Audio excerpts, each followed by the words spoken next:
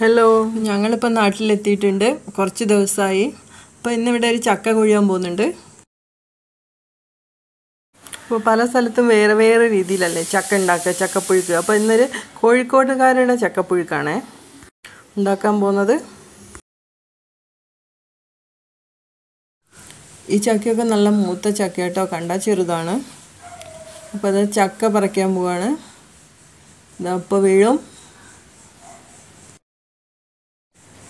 അത് വീണു.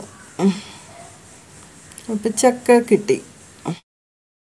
ഇനി ഇതിൻ്റെ പുറത്തുള്ള തൊലിയൊക്കെ പോക്കാൻ പോവുകയാണ്. സാധാരണ നമ്മൾ നടുവിൽ വെട്ടൂലേ, അതേപോലെ അല്ല കേട്ടോ ഇതിപ്പോൾ വെട്ടുന്നത്. ഇത് ഇവിടെ കോഴിക്കോട്ടേക്കൊക്കെ എങ്ങനെയാണ് കേട്ടോ ചില ആൾക്കാരൊക്കെ ചെയ്യാം. വേറെ സ്ഥലങ്ങളിലൊക്കെ ചെയ്യുന്നുണ്ടാവും കേട്ടോ.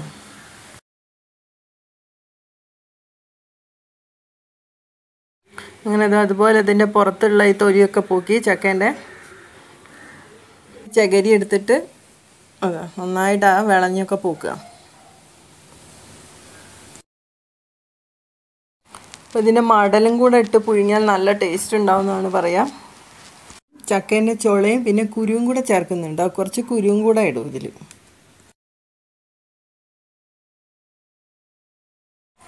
ഇനി ഇതിനിങ്ങനെ വെട്ടുക, ചെറിയ ചെറിയ ഇങ്ങനെ ക്രോസുകളിൽ നേരെയൊക്കെ ഇങ്ങനെ ഓരോ വെട്ട് കൊടുത്തിട്ട് ഇതിൻ്റെ മേലുള്ള മടലൊക്കെ എടുക്കാൻ കേട്ടോ.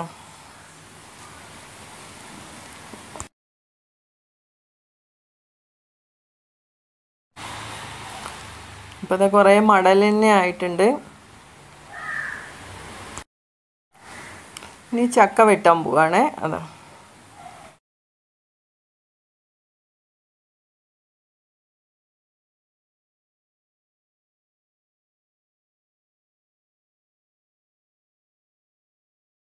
ഞങ്ങളിവിടെ വന്ന സമയത്ത് ഉത്സവമൊക്കെ ആയിരുന്നേ അമ്പലത്തിൽ. അപ്പോൾ അതിൻ്റെ ബാക്കിലായിരുന്നു കുറച്ച് ദിവസം. പിന്നെ ഇപ്പോഴാണ് ചക്കയൊക്കെ പുഴുങ്ങാനുള്ള ടൈമൊക്കെ കിട്ടിയത്.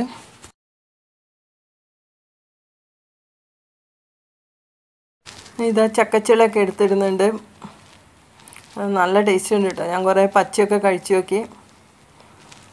എനിക്ക് പച്ച ഇഷ്ടം, പുഴുങ്ങിയതും ഇഷ്ടമാണ്, പഴുത്തതും ഇഷ്ടമാണ്. പക്ഷെ ഏറ്റവും ഇഷ്ടം പുഴുങ്ങിയതായിട്ടോ കേട്ടോ എനിക്ക്. ഇനി ഇത് ചക്ക മുറിച്ചിടുന്ന ഡ്യൂട്ടിയിലേക്ക് കിടക്കുകയാണേ. അപ്പം അമ്മ ഇങ്ങനെ ചക്ക മുറിച്ചിടുന്നുണ്ട്, ഞാനും മുറിച്ചിടുന്നുണ്ട് കേട്ടോ. അപ്പോൾ അത് ഇത്രയും ചക്കയായി. ഒരു ചെറിയ വട്ടപാത്രത്തിൽ മുഴുവൻ ചക്ക ഉണ്ട്. ഇനി ഇതിൻ്റെ മേലേക്ക് ഉപ്പിട്ടു.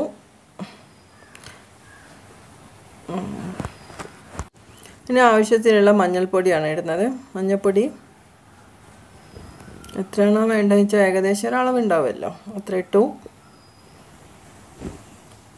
ഇനി മുളകിൻ്റെ പൊടിയാണ്. ഇനി മുളക് പൊടി ഇടാം ആവശ്യത്തിന്.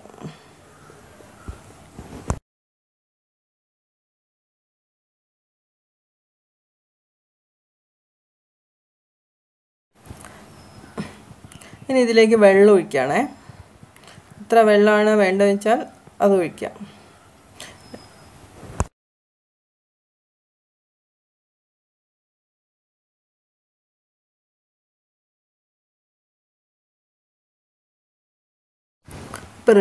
അപ്പോൾ ഇതിനി വിറകടുപ്പിലേക്കാട്ടോ വെക്കാൻ പോകുന്നത്. അതാ അപ്പോൾ അടുപ്പിൽ വെച്ചിട്ടുണ്ട്. അടച്ചു വെച്ചു. കുറച്ച് സമയം മതിയല്ലോ, ഇത് പെട്ടെന്ന് തന്നെ വേകും. ചക്കയ്ക്ക് അങ്ങനെ കൂടുതൽ വേവൊന്നുമില്ലല്ലോ. അപ്പോൾ ആ സമയത്ത് നമുക്ക് ഇതിന് വേണ്ട തേങ്ങ, ഇതിന് എന്തൊക്കെ വേണം? തേങ്ങ വേണം, ഒരു തേങ്ങ എടുത്തിട്ടുണ്ട് കേട്ടോ. പിന്നെ പച്ചമുളക്, വെളുത്തുള്ളി ഉണ്ട്, ജീരകമുണ്ട്. ഇത്രയും സാധനങ്ങൾ. ഇത് മിക്സിയിലിട്ടിട്ടോ അമ്മിമേലിട്ടിട്ടോ എന്തിലായാലും ഒന്ന് ചതച്ചെടുക്കുക. നന്നായിട്ട് അരയണ്ട, ഒന്ന് ചതച്ച പോലെ ആയാൽ മതി.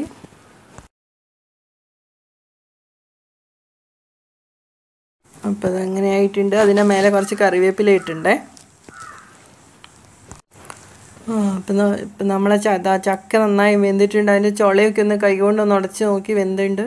അപ്പോൾ അതിലേക്ക് നമ്മൾ മിക്സിയിൽ ഇത് ചതച്ച് വെച്ച് ഇതൊക്കെ ഇടുന്നു. തേങ്ങ ഇടാണ്. പണ്ടൊക്കെ ഞങ്ങളുടെ നാട്ടിലൊക്കെ മട്ടൽ ഇങ്ങനെ മുറിച്ചിട്ട് ചെറിയ കഷ്ണാക്കിയിട്ട് അതിനെ കൊണ്ട് കേട്ടോ ഇളക്കുക. മട്ടൽ നല്ല വൃത്തിയൊക്കെ ആക്കിയിട്ട് എല്ലാ സ്ഥലത്തിലും ഇങ്ങനെ പിടിക്കാൻ വേണ്ടിയിട്ടാണെന്ന് പറയും ഇളക്കുമ്പേ.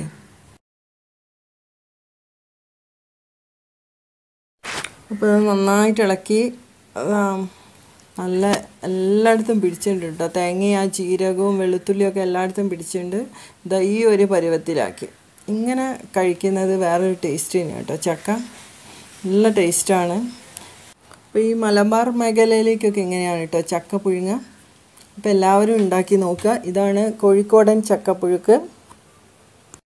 എന്നിട്ട് ഇത് പ്ലേറ്റിലല്ല കേട്ടോ. ചക്കയൊക്കെ ഇലയിൽ കഴിക്കുമ്പം ഒരു കൂടുതൽ ടേസ്റ്റാണ് കേട്ടോ. ആ ചൂടോടെ ആ ഇലയിൽ വിളമ്പിയിട്ട് കട്ടൻ ചായയും ആ പുഴുങ്ങിയ ചക്കയും കൂടെ കഴിക്കാൻ നല്ല ടേസ്റ്റാണ്. എല്ലാവരും ഉണ്ടാക്കി നോക്കുക. അപ്പം ഞങ്ങളും കഴിക്കട്ടെ.